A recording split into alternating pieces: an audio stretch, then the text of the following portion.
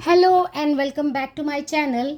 जब से राजू श्रीवास्तव जी के डेथ की खबरें आई हैं तब से इस तरह के पोस्ट की भरमार पड़ी है कि हार्ट अटैक से कैसे बचें, हार्ट अटैक आए तो क्या करें, हार्ट अटैक के बारे में संपूर्ण जानकारी। तो आप बताइए कि क्या स्कूल में हमें ये बताया जाता है कि देखो बुक नहीं पढ़ोगे तो निर्धन बन जाओगे, गरीब बन जाओगे, ये बुक नहीं पढ़ोगे, ये और क्या गरीब और निर्धन लोगों की जीवनियाँ हमें दिखाई जाती हैं कि इन लोगों ने पढ़ाई नहीं की इसलिए ये गरीब रह गए। हमें रोल मॉडल ऐसे लोगों का दिखाया जाता है कि अगर पढ़ाई करोगे तो देखो इन लोगों ने ऐसे की और तुम भी ऐसे ही बनोगे। तो हमारे माइंड को इस तरह से ट्रेन किया जाता है। हमें बताया जाता है कि अगर डॉक्टर बनना है तो आप ऐसे ये बुक्स पढ़ें, इंजीनियर बनना है तो ये बुक्स पढ़ें।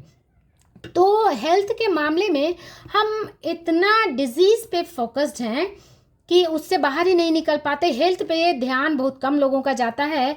ध्यान बस इस पर है कि पूरी जानकारी लिए हैं और क्या करें, मतलब सिचुएशन को पूरी तरह से तैयार करते हैं। ये ठीक है कि हमें जानकारी होनी चाहिए, हर चीज़ की जानकारी होनी चाहिए, नॉलेज ज़रूरी है किसी भी अनटुवर्ड सिचुएशन के लिए, क्योंकि लाइफ है। लेकिन हमें अपने माइंड को कमांड देनी है हेल्थ की, न कि डिजीज़ की। अपने आप को प्रिपेयर करें हेल्दी हार्ट के लिए कि हार्ट को हेल्दी रखना है तो क्या करें, हमें क्या करना है, हमें हेल्दी लाइफस्टाइल रखना है, हेल्दी खाना है और हम हेल्दी रहेंगे। अपने आप को ये कमांड देना है कि हमें हेल्दी रहना है।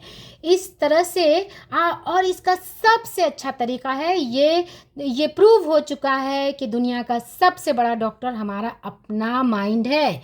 ये डॉक्टर जो डिस्पेंजा अपनी book you are the placebo में बहुत अच्छे से उन्होंने एक्सप्लेन किया है कि किस तरह से उन्होंने अपने स्पाइनल कॉर्ड इंजरी को सिर्फ अपनी मेंटल पावर यूज़ करके विदाउट एनी सर्जरी उन्होंने ठीक कर लिया।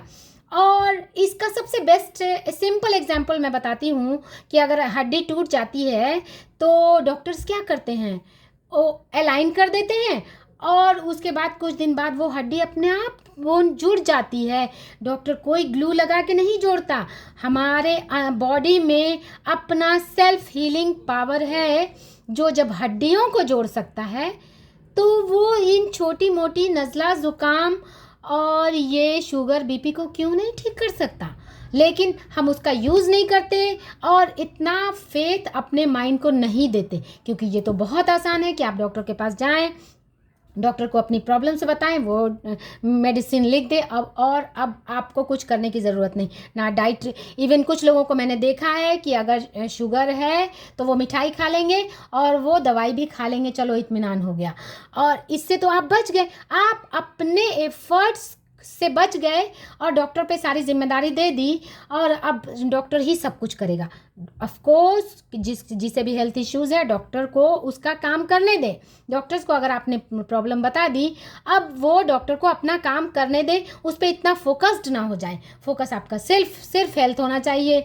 किसी को अगर ब्लड प्रेशर इश्यूज़ है, जस्ट थिंक अबाउट इट कि my blood pressure is absolutely normal, my all health parameters are absolutely normal, I am quite healthy।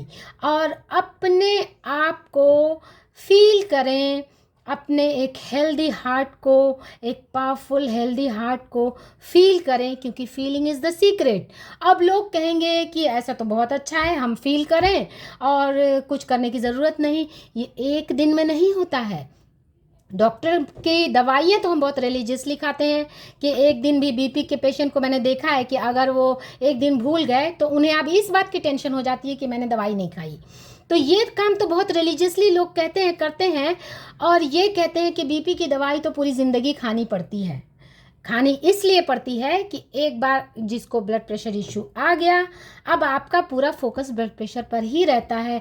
आप डे एंड नाइट यही सोचेंगे कहीं बढ़ा तो नहीं, कहीं घटा तो नहीं, क्या हुआ, उस पर इतना फोकस्ड हो जाएंगे और इसीलिए लोग बाहर नहीं निकल पाते। रादर देन आप अपने आप को अगर ये कमांड दें कि I am quite healthy, my all health parameters are normal, तो ये काफ़ी है अपने आप में। फिर लोग कहते हैं कि फिर डॉक्टर्स की क्या ज़रूरत।